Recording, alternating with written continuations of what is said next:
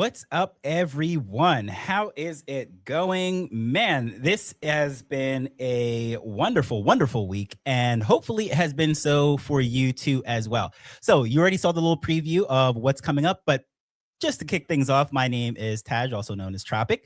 Those of you that are tuning in for the very first time, this is the Good Bits show where we highlight all the amazing things that are happening within the Bitcoin ecosystem. So, if you have been on the charts or looking at the price during this week, I'm pretty sure that you would have had the emotional roller coaster of your week. None of that here on this show. And what we are going to focus on is all the positive things. So, first, some feel good stories, amazing things that's happening within the Bitcoin ecosystem. And then we go into circular economies and all the tech that is helping people to do some amazing things, excuse me, within the Bitcoin ecosystem all around the world for global adoption. So I'm so excited. I'm over here choking over my own words. But with that said, we're going to dive into a few of the stories. But before I do that, if you do a huge, huge, huge favor, I'm really excited that so many of you are tuning in on a Saturday night. There's a million things that you could possibly be doing. But as we see right here, I want to thank you for reposting the stream because that really does help us out. So big faka, big faka, however you say that. My apologies, my friend, but I really appreciate you doing that. Comments, the reshares, really does help get the stream out. So if you know anyone that wants to have a little bit of positive vibes in their life, would greatly appreciate it if you do get that out because we're going to dive into some amazing stories. So first and foremost, those of you that saw the preview for this week, and of course, the little opening screen that was there when it first popped up was highlighting about this paid Bitcoin job, if you will, a Bitcoin internship. And I find this very cool. So a lot of people that have gone to school, that have ever done an internship, a mentor program, whatever it might be, might have found themselves in a job where you're doing some trivial task, like you're an errand boy or gal going out to get coffee, going out to get new staples, pencils sharpened for the office, whatever it might be. And it's like, man, what is this doing for my career whatsoever? Well, this one is actually hands-on, very practical. And what we're going to dive into first is this story right here. So the Summer of Bitcoin, I think, is an amazing program, which I would like to highlight. So not just a great opportunity for students to learn something that's very practical, but they are a paid program that teaches you valuable Bitcoin skills within the ecosystem and how to go on. So this particular program is teaching students how to code and develop, build front-end websites within the Bitcoin ecosystem. And by applying, you are then getting exposure within the Bitcoin world. You are meeting and working with and in companies that are building all sorts of cool tech, but also you are getting an appreciation of how all of this stuff works. So a lot of people can talk about the price. A lot of people can talk about how they got in and how they're spreading the word, but very few people can actually explain how this stuff works under the hood. So this internship, hands-on, gets you into programs and communities and projects that are actually building various things, and you can learn how to code. You can contribute to these open source projects, and then after it's all done, you can get a referral. You can get a recommendation to go work with those companies, which I think is just very, very cool. So this isn't just busy work, if you will. This is something that is very practical, how it works. This right here, program structure, just to show you an idea. First, you apply to get into this program. Interested students apply. First, you select the track, which would be either the front end design or the back end coding. You learn about whatever it is, and then you contribute. So you could be working at a project for something that you have a passion about, or maybe you didn't even necessarily have a passion for that particular cause or project that is being built, but you had a passion for Bitcoin and wanted to learn a little bit more. Well, you get to go boots on the ground into an ecosystem like this. And of course, you're going to be earning sats while doing this, and you can get a job afterwards. So it is pretty cool that all these different things are happening, and the application period between February 1st and February 15th. So that gives you just a little bit of time left, a week, to get your application in. I think this is really interesting. So if you have never heard of this, this is the Summer of Bitcoin. And I think it's just a real cool opportunity for students to get some hands-on practical internships where it's just not busy work, right? You can apply right here. Summer of Bitcoin 2026, that's coming up. So if you know anyone that might be looking to get into a program over the summer and they don't necessarily want to be sharpening pencils, stapling booklets, running errands, getting coffee, and they want to have some practical, I guess you would say, practical skills for the future, because we're going into this Bitcoin world, right? Bitcoin adoption is not getting less; it's increasing.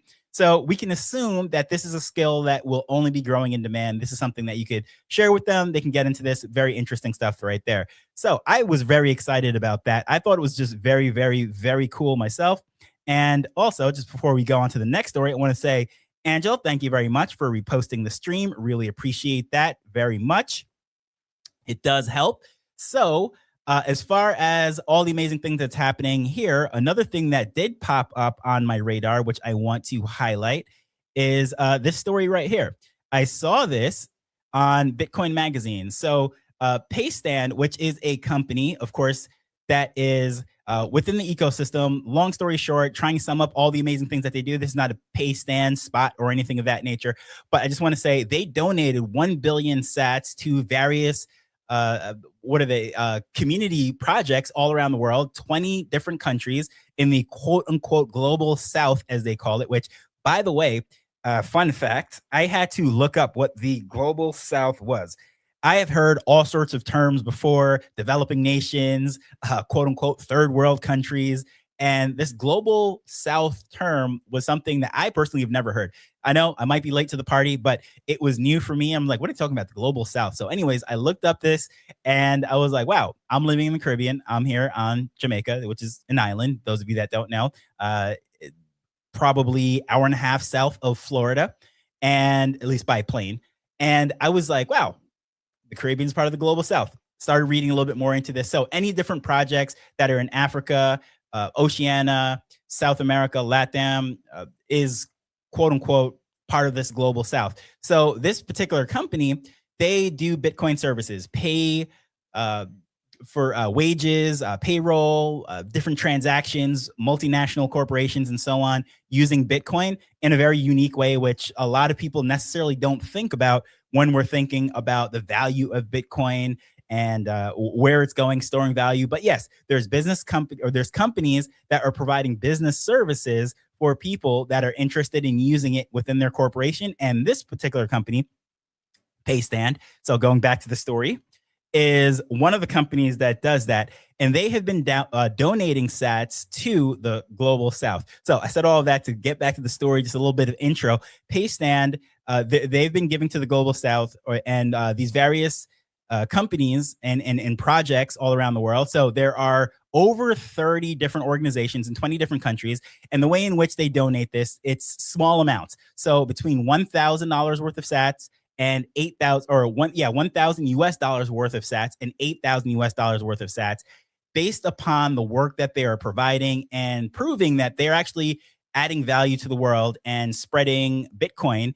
And if you're interested in like getting all the details of exactly what they do, but some of their clients are Motorola, helping them with multinational transactions and so on. And also, I thought it was just very interesting that I did not know this before. They acquired a company called Bitwage. Bitwage allows companies to do payroll on Bitcoin, and that's all in their ecosystem right now. So, of course, they're very well invested into the economy of Bitcoin. So spreading circular economy around the world with Bitcoin is just something that they do, and they've been donating to these various organizations. So in case you're not very good at math or you just don't care to know what the dollar denomination is, but a billion sats at this current time, dancing around $700,000, depending where Bitcoin goes. When they calculated this, they said $1 million, but right now, dancing anywhere between 1 million and $700,000. So a company, a corporation that's invested into Bitcoin for businesses,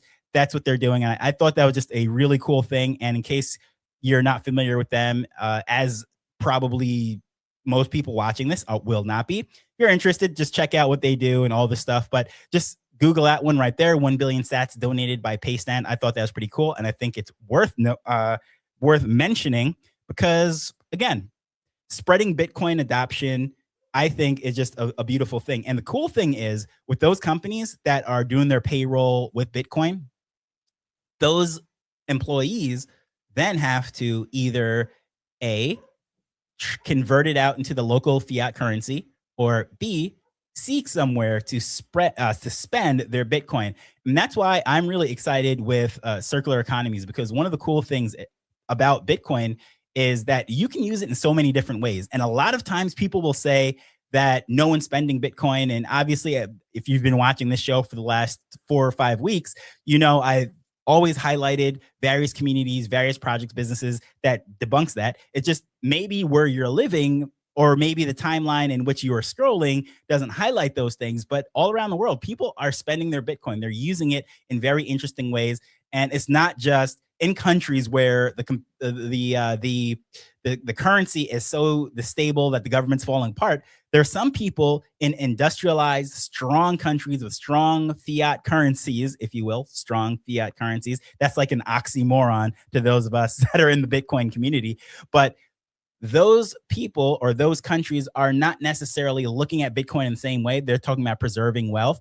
However, there are people that are in those strong countries, if you will, that have opted out of the fiat system. They see Bitcoin as a much more peaceful money, a much better system that gets away from all the shenanigans and foolishness of the past. So even though they're in a country that might not be day to day, every coffee shop you go to, you'll see a sign, Bitcoin is accepted here, but they have chosen to then opt into the Bitcoin standard, and they're seeking out other businesses that are doing that. So last week, if you saw the stream, I highlighted what's happening over there in Las Vegas. Las Vegas has a lot of small businesses that are offering Bitcoin as a payment through Square, and people are seeking them out. Other Bitcoiners are going on to Bitcoin map apps. Those are open source projects that highlights where Bitcoiners are, where Bitcoin businesses are, and people are seeking them out simply because they want to spend their sats and support the ecosystem and spread the adoption of Bitcoin standards. And I think that's just really, really cool stuff there. So really excited about that. And the next story that we're going to dive into, now this starts to get a little bit more technical, but it bridges the gap. So I just highlighted and shared about that company and how people are doing transactions using Bitcoin. But one of the I guess you would say, one of the criticisms is that no one is sending large sums of Bitcoin and using this in business because it's too slow and so on. Well, that is not the case, my friend. So this company here has sent the first $1 million transaction over Lightning and is sending it back to Kraken, of course, to do whatever they are, probably getting it back to fiat to make some real world investments using fiat, whatever it might be. I don't know what they're doing with the money, but it's just interesting to note that this was a $1 million worth of Bitcoin transaction on Lightning. Most times we talk about Lightning, we talk about me buying socks, buying pizza on pizza day.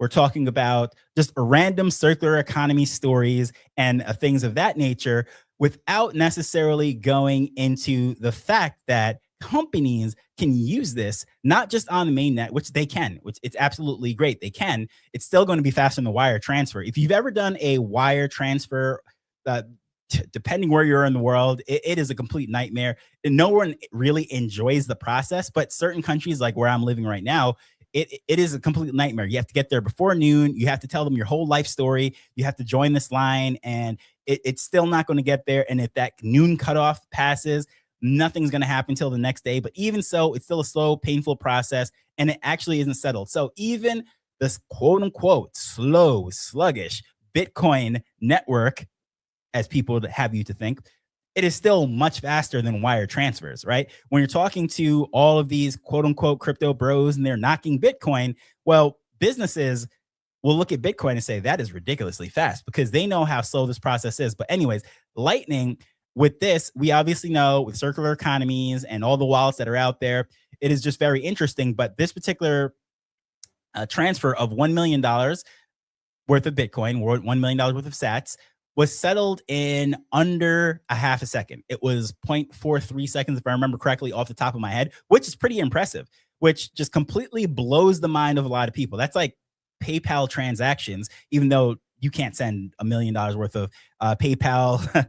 Well, you can try that and not even go into that right there. But it's very difficult. There's lots of fees when you're trying to send $1 million. And yes, businesses all around the world are doing wire transfers, but it is much slower. And Lightning, to be able to do that in half a second, less than half a second, I think is very interesting. So search that out right there. The record $1 million Bitcoin transaction. And I think you'll find that very interesting. Not going to read that whole article and go into all the details, but I just think it's just really very interesting and very cool as far as what's going on in the world of circular economies. Excuse me. Sorry about that. Going to show you this right here now, because I love to highlight circular economies, as I said. And going back a little bit more boots on the ground, grassroots, I want to put a little plug or a little promotion out there, if you will, that on Monday, right here on the Wolf Bitcoin page, we're going to be having an amazing conversation with Herman, who's the founder of Bitcoin Akasi. Bitcoin Akasi, if you're not familiar, in South Africa, they're helping to inspire and spread Bitcoin adoption using Lightning all through the region. So they have this wonderful vehicle. I've mentioned it probably 3 or 4 times on one of these shows, that they travel all over Africa. They do these road trips to different circular economy communities and so on. But their page, I think, is absolutely amazing. And I had to share this right here on my personal page, because Bitcoin videos from Africa are a vibe. And if you like the intro that I had, it's kind of like an Afro beats beat. So in case you're wondering, like, whoa, man, this guy Tropic, or Taj has some cool little intro music. It's an Afro beats beat. So check this video out right here, highlighting circular economies. I think it's just really cool. I'll play this for you.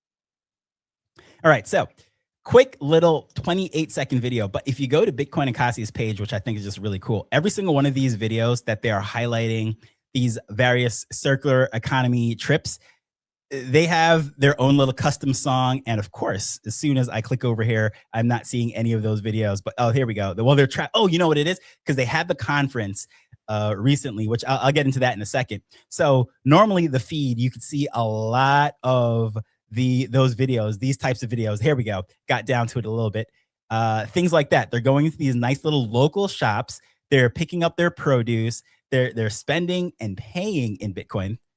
So they're helping to build the local economy. They're paying in Bitcoin. And I just think it is one of the coolest things ever that they're making these little custom songs. If you listen to the lyrics on that, if you're watching the replay of this, just roll that back and you can hear the song. They're singing about buying products and paying in sats. And of course, the beats just gives good vibes. So if you are someone who is looking for some good positive vibes, I just highly recommend look at some of these circular economies. They're not the only one doing this too, by the way. There's a lot of circular economy communities all around the world. There's in Kenya, they put out a lot with videos with music too as well. So sometimes I just want to vibe out. I listen to and watch some of these shopping and paying in Bitcoin videos, and they're just really fun. So one more, let me see if I can just play this right here.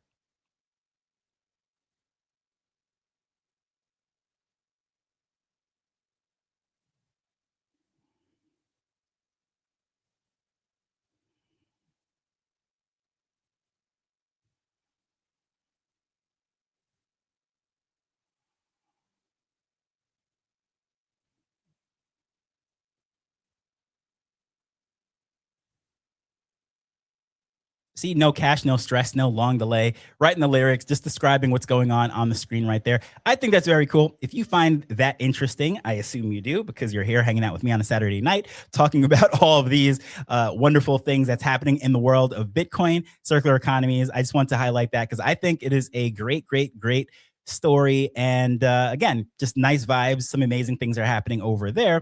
And the next story that we will check out is a little bit more on the technical side. Let's see here. Just pulling this up. Thanks a lot, Bill, for reposting the stream and really appreciate it. So those of you that are popping in and watching this, commenting below and what have you, I really appreciate it. You could be doing a lot of things on a Saturday evening, Saturday night, and you're hanging out with me and watching this. So if you do share this with friends, anyone that you'd think this would be interesting, really do appreciate it. It does help us out quite a bit.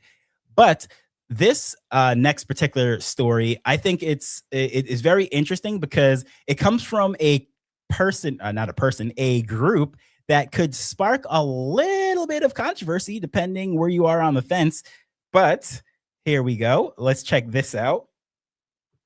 This is from Tether. So Tether, dun dun dun, is or has announced that they are doing their Bitcoin mining open source software, if you will. It's called Mining OS or MOS. It's very interesting. At least I find it to be very interesting in the sense that there's a lot of moving parts in mining, and I didn't really know how intricate it was and what had to go into organizing and planning these things until I was started to sit in some of those mining spaces with these small home miners all the way up to these mega scalers that are working with American Bitcoin and all of these publicly traded companies and so forth. So there's like a huge spectrum of where things go. But one thing that's very interesting is that they have to all monitor their power, their meters, their sensors, the machines, the health of everything, making sure everything is good. And they're usually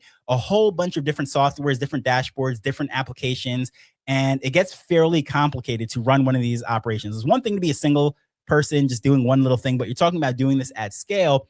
You have to invest a lot into proprietary software.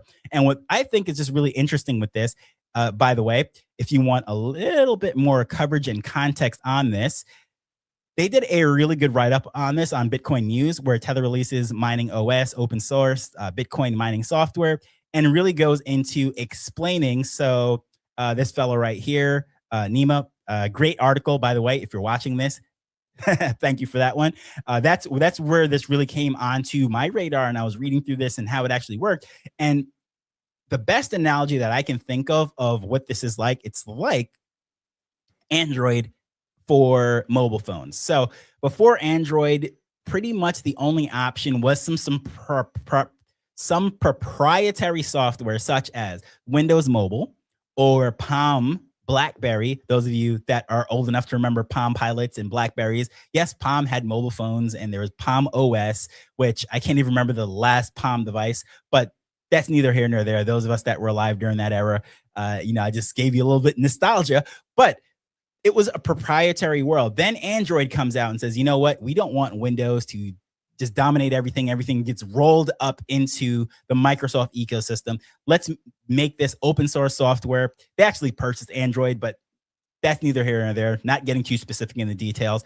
But then they rolled this out, scale this thing out, and anyone who wants to build hardware could use this. But the interesting thing with this open source software that is with mining, and by the way, now you can see obviously it worked because who has a Windows phone and who has a Palm OS running on their device, BlackBerry? Not too many of us, right? So with this now, a few takeaways from this. They're unifying all this. Mining OS unifies the machine monitoring, energy, tracking all this stuff. So whether you have multiple sites, a small miner with just a machine or two, you can do all that from one nice dashboard.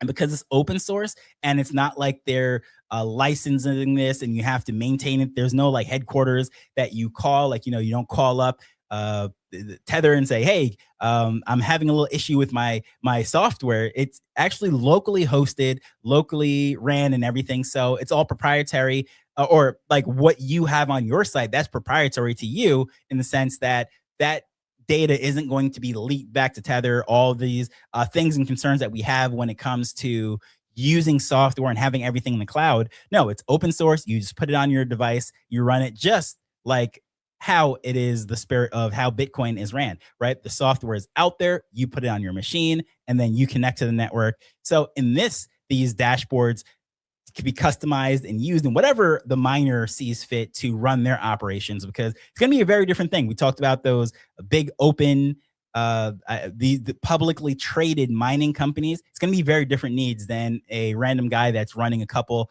miners in his shed, or someone who just has something under their desk and they're a hobbyist miner, whatever it might be. That completely different needs, and you can customize it with this. So hopefully this thing actually catches on. I think it's pretty cool that they're even doing this and putting this out. Maybe they're trying to get a little bit more back into the good graces of Bitcoiners, but they were at the Plan B conference there in El Salvador. So this has been a pretty busy month. There was the Circular Economies conference there in El Zante, which is also in El Salvador. Then in San Salvador, which is a little bit north of El Zante, they had the Plan B conference, and this is where they released this. Then, of course, we spoke about Bitcoin Akasi. They had the Circular Economy conference there, or Adopting Bitcoin conference in Cape Town, South Africa. And all of that happened within the last 2 weeks. So some really cool things are happening around the world. You can look up any of those and see what's going on there. But overall, I think this is just some really cool stuff. But, without getting too technical and into the details of this, I think it's just really worth highlighting, taking a look at what's going on, and I guess you would say exploring all of the things that are happening on the tech side. So, of course, we have the feel-good moments, we have the circular economies, and then the tech that's helping to spread the adoption, all the things that are happening around the world. Because without the builders, without the coders, and this is how it all glues together, those internships that we started off this stream with, those students that are learning about Bitcoin, becoming developers, building in the ecosystem, working with companies, are the people that then will help to make the tech much more user-friendly, much more accessible, and solve the problems of people all around the world. So we have a map being built out now of all these circular economy communities that are educating their people locally. They are also setting up these shopping trips to markets and so on, spending sats. They're documenting this. They're putting out content, making songs about it, getting people excited about it. They're coming into the ecosystem. And at the same time, the last section is the tech builders that are building more, doing more things, solving more problems, keeps this flywheel going, and it's all connected. So there's feel-good opportunities that allows people to help humanity. There's opportunities for circular economies to help local businesses solving problems. And it all circulates around this amazing tech that we call Bitcoin. And the last story that I'm going to just glue all this together with is something very simple that I saw right before I went on the stream. I think is really cool. And I just want to share it with you. And I think it just perfectly glues all of that together. And I think it's a great place to end. And that is something I just shared out on my personal page. So here we go. This right here, this guy bought bananas with Bitcoin.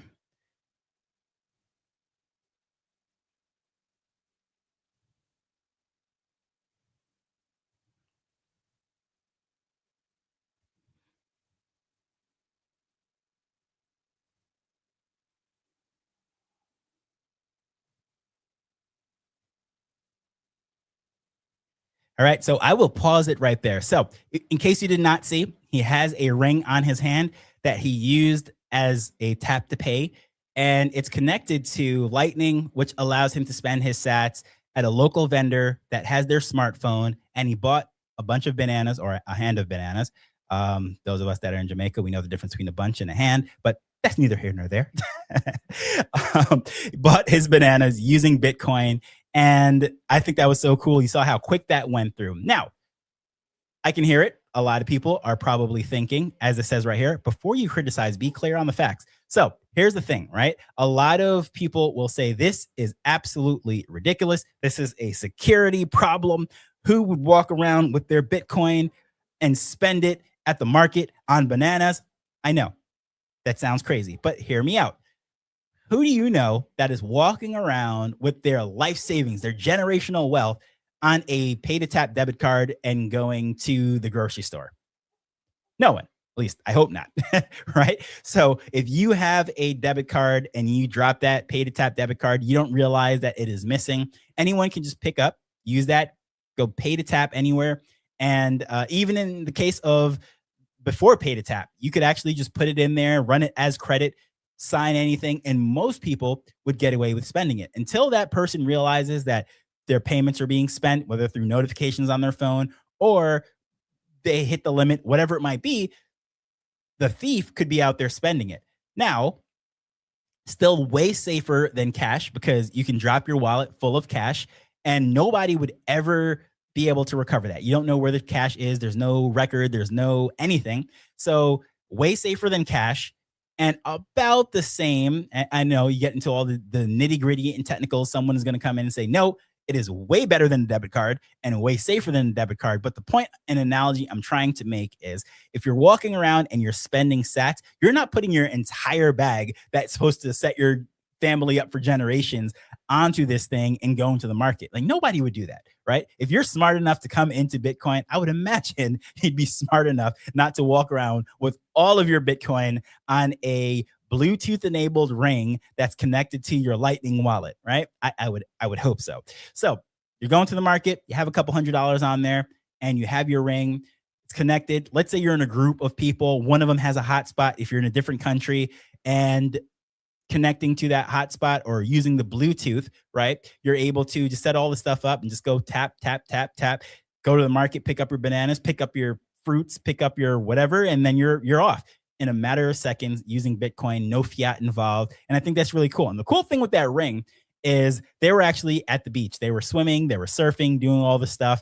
And he doesn't have to walk around with a wallet. He doesn't have to walk around with cash. He doesn't have to do any of that. As you saw, he's like basically half naked in his trunks and he's there buying his bananas. And I think that is really, really cool. So gluing all of this together, we have the feel good stories. Who doesn't like fresh fruit at a market? Number two, who doesn't like supporting local economies using Bitcoin? And number three, who doesn't like the cool tech that enables us to do all of this? So that is a great place for us to end. And I really am excited to just do these stories every single week. It's really a lot of fun, not just researching this stuff, but sharing what's on my timeline. So hopefully, as you're researching this, typing this stuff in on X, it will train your algorithm to show you a little bit more of this rather than chart colors and everything, because sometimes it could get a little bleak. I won't lie. A lot of people were losing their hair or getting some more gray hairs over the last week. But stories like this hopefully just kind of brightens up your feed. So I really appreciate all of you that have commented, all of you that came into the stream and have just been here with me. And hopefully, I'm going through right now, looking at the comments. Don't see any more. So I hope I addressed everyone that is here. I really appreciate you. And if you are watching this and you have, I guess you would say, not seeing something highlighted that you want highlighted. So let's say you are in an area that is constantly doing something really, really cool within this Bitcoin ecosystem, and you think other people should know about this because I'm here in Jamaica, you're there, wherever it is that you are. Our team spread out Puerto Rico, across the states. We have people in Europe. So just as not everyone in this Wolf team knows exactly what everything is happening locally within the markets or within tech finance or whatever it might be, I think it's just beneficial to just reach out to someone, share what's happening locally. And if you have any of those stories, send me a DM, whether it is me personally at Tropic Vibes. You can hit up my personal page or right here at the Wolf Bitcoin page. Just let us know. We'll highlight it. We'll put it on the Good Bitch stream. And if it's feel good, we want other people to have good vibes too. We want to highlight all these amazing things. So really want to thank you again, hanging out with us. Those of you that made it all the way through the stream, share it with a friend, brighten up their days, especially if the chart happens to be red. Just make it orange, right? You can orange pill people. You can put a smile on their face. You can spread cheer with good bits, whatever it is that you do. It's all part of Bitcoin. Really appreciate you all being here. And we will see you next week and every week, Saturday, 7 p.m. Eastern, highlighting positive stories, the feel-good stories within the Bitcoin ecosystem, circular economies, and the tech that's spreading adoption. So last, I will say, tune in on Monday. We're doing a live stream with Herman from Bitcoin Akasi, and we're going to hear a little bit more about the Adopting Bitcoin conference, all the amazing things that's happening in Africa, particularly South Africa, where he is, and all across the continent within this whole world. So look out for that live stream Monday morning, and we're looking forward to connecting with each and every one of you Have a nice weekend. It has been fun. My pleasure. My name is Taj. See you guys later.